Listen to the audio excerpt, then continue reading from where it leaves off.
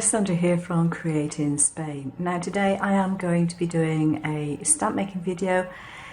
It will follow shortly, but I just wanted to make an announcement. I am organising a video hop for the 26th of July 2020. It's going to be at 9 AM EDT, which is 3 PM Spanish time, 2 PM British time. Yeah. I had to think about it for a minute. The theme for the hop is hobbies and pastimes. And the reason I decided to do a hop, apart from that, I thought, yeah, I haven't actually organised one for a while, so I really ought to, is that I thought it would be a fun concept because if you're anything like me, hobbies and pastimes have been the one thing that's kept you sane for the last few months.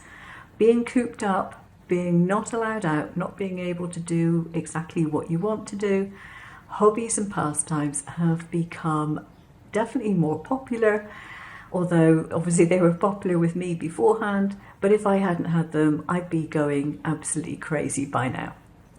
So that is the theme. So it could be a card featuring a hobby for someone that you know. It could be your hobby that you feature on the card. It could be anything from having a cat on your lap for hours on end to doing the gardening to whatever that you like to do. But that's just the theme. There's no real restrictions placed on the videos, although I would prefer they were kept to no longer than 10 or 15 minutes, preferably a little shorter than that. But you can use whatever products you want, wherever you happen to have purchased them from. I really don't mind. And the rest of it is really up to you. I will need to have the video links in a week beforehand. But other than that, you can do exactly what you please. Okay, if you're interested, then my email is down below in the information. And I hope to hear from you soon. Now let's get on with the stamping video. Now, I've made a lot of videos on stamp making and most of it has focused on how to actually make your stamps, but I thought I would do a little video today, and it is a relatively short one, on what can go wrong and the possible likely causes. Now, one of the main things that can go wrong is if you completely over-cure your stamp, you don't have a design there at all. But the opposite of that is when it's either under-cured or there was something not quite right with the image that you were trying to do. Now, in the case of this one, it's not a bad stamp. Most areas it's not bad, but there's a couple of little bits missing.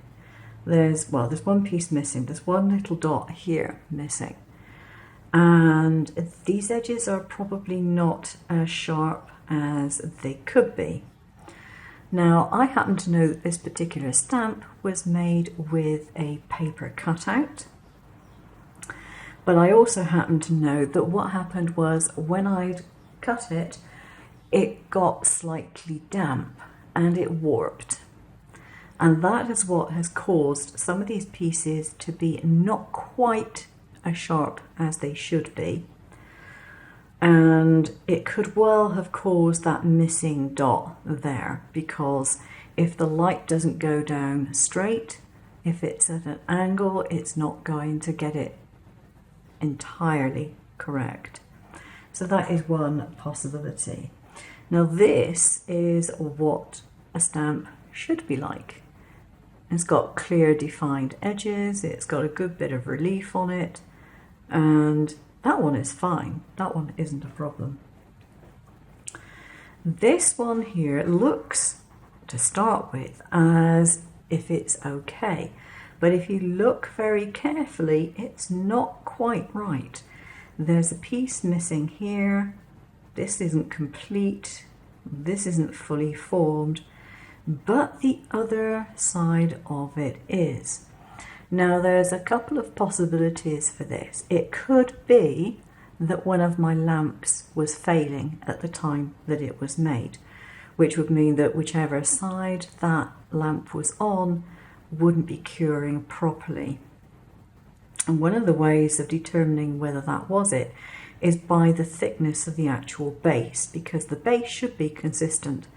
And if you have a thicker base on one side and a thinner base on the other, and this I think is ever so slightly thinner on one side, that could indicate that the lamp is not putting out the power that it should do. It could also indicate that your surface wasn't entirely flat. So if your cellophane was a little bit wavy perhaps, that could also affect it. This one here looks as though it has actually come out okay, but it does have some holes in it. Luckily they are around the outside, and this is because of bubbles. Now in this particular case, I know that this stamp was made shortly after I had decanted my stamp making gel into one of my little bottles. That is something I try and avoid doing. I try to make sure that the stamp gel's been in the bottle for 24 hours before I use it. And the reason for that is air gets in when it's poured, and it's very difficult to get those bubbles out. And sometimes they appear during the cure. Even if they don't appear to be there at the time, they can miraculously appear during the curing process. As I said, in this particular case, it's not going to affect how it stamps out because none of the bubbles are on the actual design element, they're in the background. They just don't make it look particularly pleasing. Now that being said, most of the time I can make stamps and they come out just fine, not a problem. Occasionally you might have a day where nothing seems to be going right, and that's probably not a day to make stamps, because if it can go wrong, it probably will.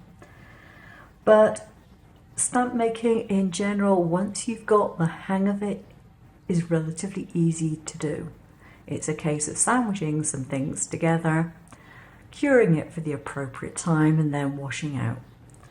Now the other thing that you might possibly find, if you have under-cured your gel and you've got away with it because the design is still there, but there's a lot of gel on the top of it, the chances are that you will end up with a white slimy sort of residue that's quite difficult to remove, and that is partly cured gel.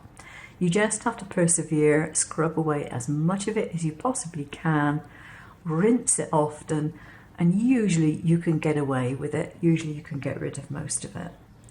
If, on the other hand, you haven't cured it, you have over-cured it, there is no comeback from that.